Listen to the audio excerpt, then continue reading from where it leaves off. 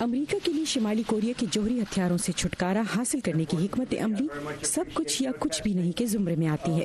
اگرچہ صدر ٹرمپ نے گزشتہ ماہ کم جونگ ان کے ساتھ سربراہ اجلاس سے قبل رویے میں لچک کا مظاہرہ کیا تھا، لیکن اب شمالی کوریا کے لیے اعلیٰ امریکی سفارتکار نسبتاً سخت پیغام دے رہے ہیں۔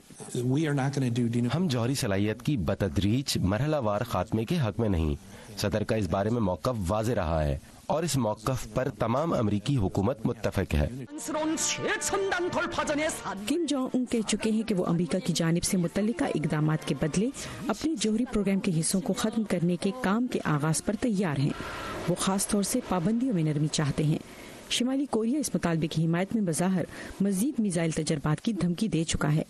کمرشل سیٹلائٹ تصاویر سے پتہ چلتا ہے کہ شمالی کوریا نے ایک سیٹلائٹ لانچنگ اسٹیشن کے حصے دوبارہ تعمیر کرنا شروع کر دیے ہیں اور بیلسٹک میزائل اور راکٹس جوڑنے کے ایک مقام پر سرگرمیوں میں بھی اضافہ ہوا ہے۔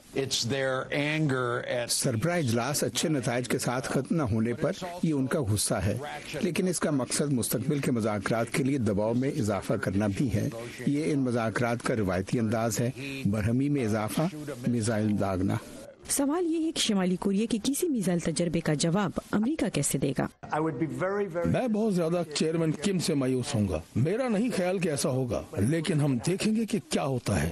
اور یہ حالیہ تعطل ایک بہت بڑا امتحان ہے کہ آیا ٹرمپ اور کم کے تعلقات ناکام ہوتے جوہری مذاکرات کو بحال کرنے میں مددگار ثابت ہو سکتے ہیں یا نہیں۔